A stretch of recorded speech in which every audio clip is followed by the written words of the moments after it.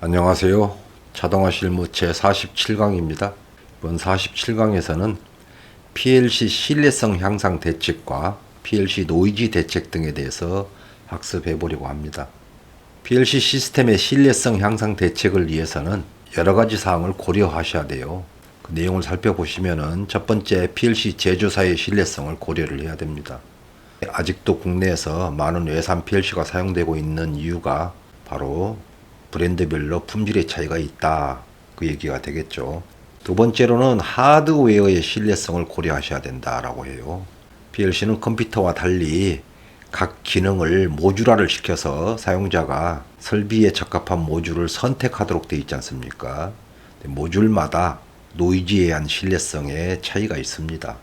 세 번째로는 이제 선정된 PLC를 어떤 순서로 조립을 할 거냐, 소위 0번 슬롯에 어떤 카드를 꽂고 1번 슬롯에 어떤 카드를 꼽느냐, 이것도 신뢰성에 영향을 미칩니다.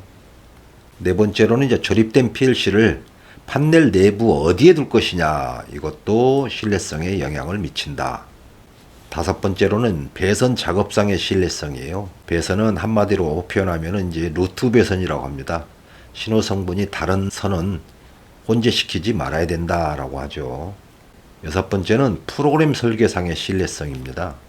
설비 동작 조건에 맞는 회로를 설계하는 건 당연한 것이고, 조작자가 조작의 실수를 하거나 또 작동 중에 센서가 오작동이 돼도 절대 사고로 이어지지 않는 회로, 그런 설계가 프로그램 설계상의 신뢰성이다라고 할 수 있겠죠.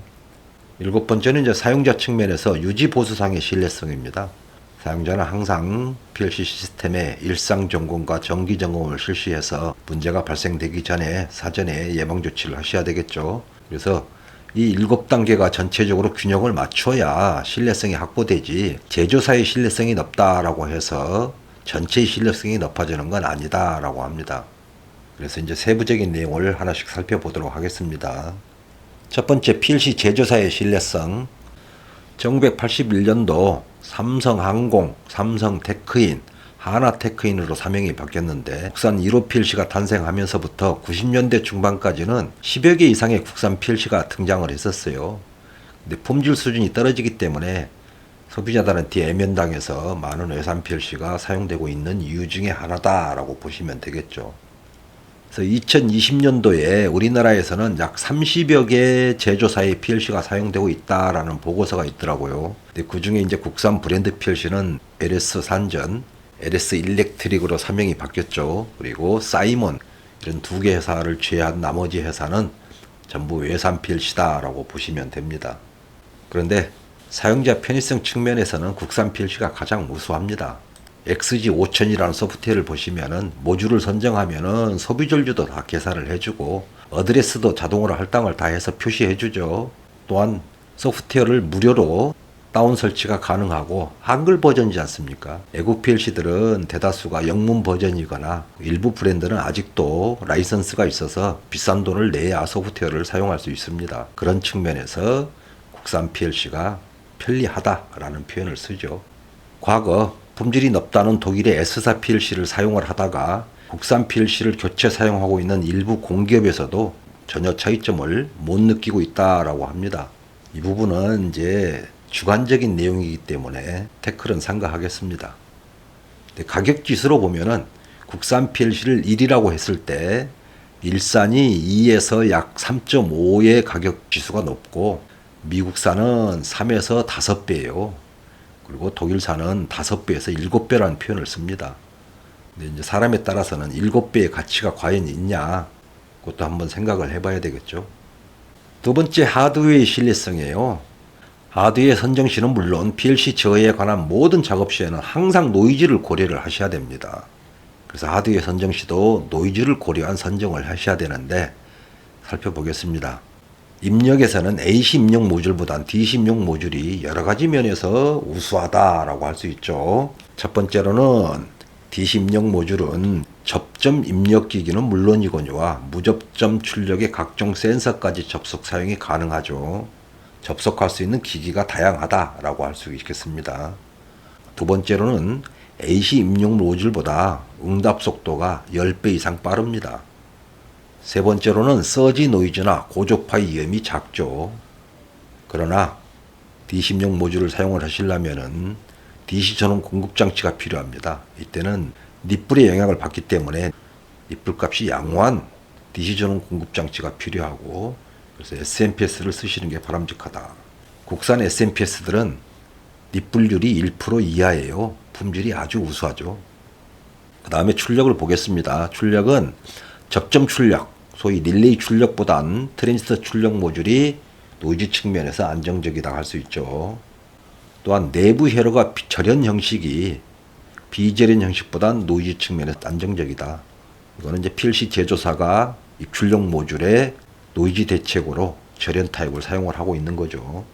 메모리부는 정상 운전 단계에서 롬 메모리 운전을 하시는 게 좋습니다. 더불어서 백업용 배터리의 관리도 필요 없고, 롬 메모리를 사용을 하게 되면은 적어도 메모리부에 어떠한 노이즈가 침입해도 영향을 끼칠 수가 없다라고 하죠. 그리고 직접 제어보단 간접 제어가 노이즈 측면에서 안정적이다. 다만 간접 제어를 할 경우에는 증폭 소자의 동작 시간만큼 응답 시간이 지연되는 단점이 있기 때문에 이것도 고려를 해보셔야 되겠죠. 그럼 노이즈 그러는데 노이즈를 한번 자세히 살펴보겠습니다. 노이즈의 정의는 신호에 간섭을 해서 정보의 전달을 저해하는 교란 신호다라고 해석하기도 하고, 회로 안에서 나타나는 필요한 신호 이외의 모든 정기적 신호가 노이즈다. 줄여서 이제 정기적 잡음이다 또는 불필요한 전기 신호다, 이렇게 표현을 하기도 합니다. 이러한 노이즈가 PLC에 미치는 영향은 PLC를 오동작을 시켜서 장치나 설비를 파괴시키기도 하고, PLC 오동작의 결과에 의해서 작업자가 치명적인 상처를 입을 수가 있고, 입력 모듈이나 출력 모듈을 파괴시키기도 하고, 메모리부에 침투를 하면은 프로그램 내용을 삭제하거나 변경시키기도 합니다. 그리고 CPU까지 전달이 되면 CPU를 파괴시키기도 한다. 우리는 이렇게 말로 표현하지만은 이 결과에 따라서 손실은 산업에 따라서 굉장히 클 수도 있죠. 노이즈의 침입 경로를 볼까요? 노이즈는 전원선이나 입출력 신호선 또는 전송 케이블, 잘못된 접지선 등의 도체를 통해서 침입하는 노이즈를 전도 노이즈라고 그래요. 그리고 전개나 자개, 정전개 등의 공중 전파에 의해서 PLC로 침입하는 노이즈는 복사 노이즈다라고 합니다.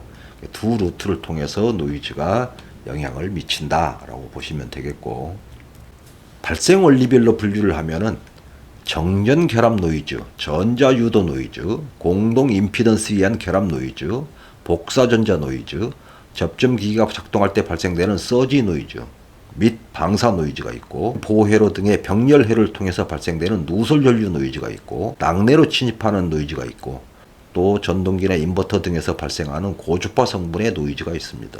노이즈 성분은 한 40여 가지가 된다라고 표현을 하더라고요. 그림으로 볼까요? 정전 결합 노이즈는 이와 같이 동력 라인과 신호 라인이 혼재된 경우에 정전 결합에 의해서 신호 라인에 영향을 미칠 수가 있다.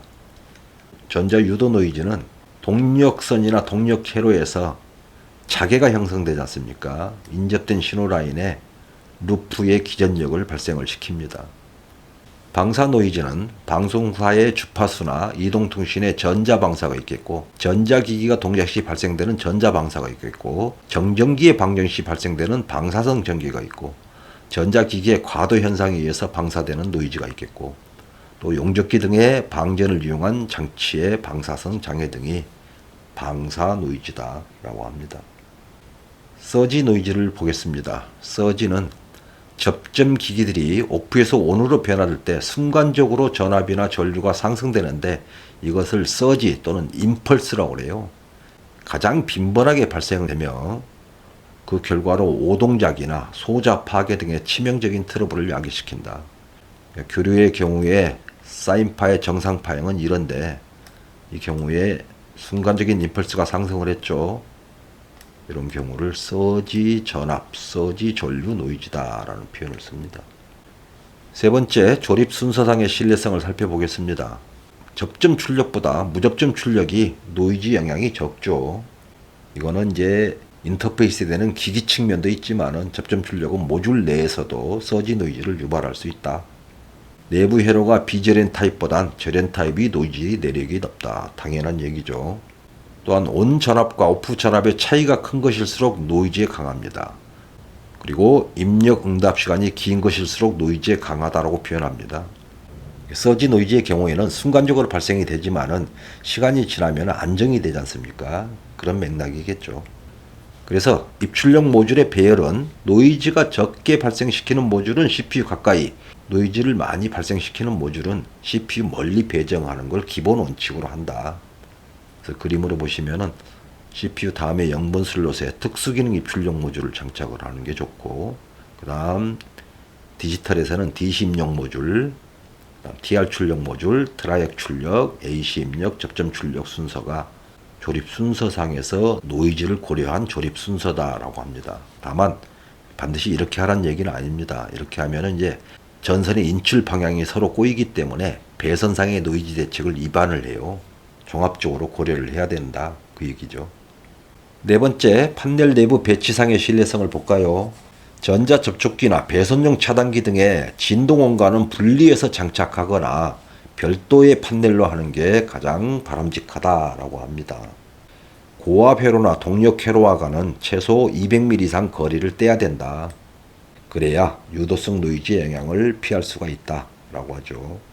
저항기나 트랜스, 인버터 등의 발열체 상부에는 온도가 상승할 염려가 있기 때문에 설치를 하지 않아야 된다.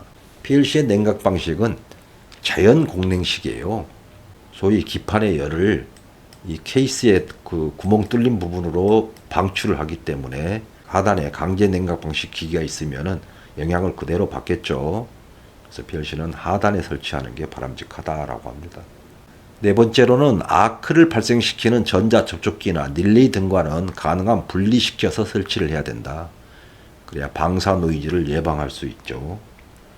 그리고 입출력 모듈 등의 표시 장치가 보기 쉬운 위치에 설치를 해야 운전자나 보전자가 모니터링이 용이하겠죠. 또 때때로 입출력 모듈을 교환할 필요가 있는 경우에 교환하기 쉬운 위치에 설치를 해야 작업이 용이하다. 그래서 방사 노이즈나 다른 기기로부터의 복사열을 피하기 위해서는 최소 100mm 이상 거리를 떼야 된다고 그래요. 그래서 PLC는 설치를 할 때 50mm, 100mm, 150mm를 떼야 된다라는 기준이 있는데 냉각을 위해서는 50mm, 방사 노이즈 예방을 위해서는 100mm, 유도성 노이즈의 예방을 위해서는 최소 150mm 이상 거리를 떼야 된다라고 표현합니다. 다섯 번째는 이제 배선 작업상의 신뢰성인데요.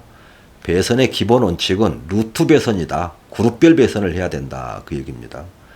그래서 전원부는 노이즈 필터나 또는 노이즈 커터 트랜스를 설치를 해서 배선을 하는 게 좋고, 노이즈 필터의 2차 측과 PLC 간의 거리는 최단 거리로 해야 되고 가능한 트위스트 시켜라. 그리고 노이즈 필터의 1차 측과 2차 측은 절대 혼재시키면 안 됩니다. 그리고 입력선, 출력선, 신호선, 그 다음에 주회로선 또는 부하선과는 반드시 떼거나 루트를 분리해라. 기본 원칙이라고 그래요. 여섯 번째, 시운전이 완료돼서 정상 운전 단계에서는 이제 사용자가 일상 점검과 정기 점검을 충분히 실시를 해야 됩니다.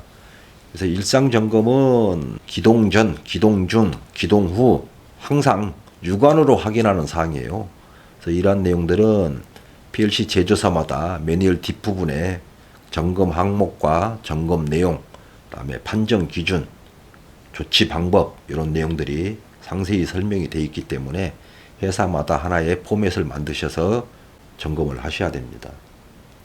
정기 점검은 일정 기간을 정해놓고 주로 계측기로 확인하는 그런 항목들입니다. 이것도 자료를 기준으로 회사 설비마다의 표준을 하나 만들어서 관리를 하시는 게 이상적이다라고 합니다. 예, 감사합니다.